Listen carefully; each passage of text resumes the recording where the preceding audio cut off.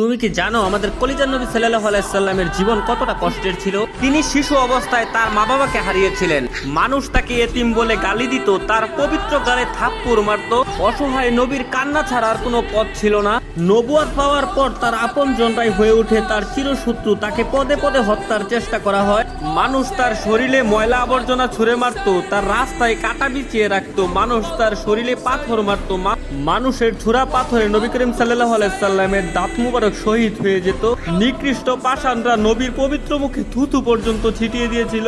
নবী করিম সাল্লাল্লাহু আলাইহি সাল্লামের কষ্টের দহন আরো বাড়লো যখন তার শিশুকালে কলিজার 3 পুত্র সন্তান ইন্তেকাল করেছিল। আবার কলিজার নবীর ঘরে চুলাও জ্বলতো না। ঈদের দিনও তিনি না খেয়ে ঈদগাহে যেতেন। ইসলামের জন্য আমার নবী 3 বছর গাছের পাতা খেয়ে বেঁচেছিলেন। এত কষ্টের মাঝে থেকেও আমাদের কলিজার নবী আমাদের জন্যই শুধু কেঁদেছেন। আমার এই অসহায় নবীকে যদি ভালোবাসো তাহলে কমেন্টে লেখো আই লাভ মুহাম্মদ এবং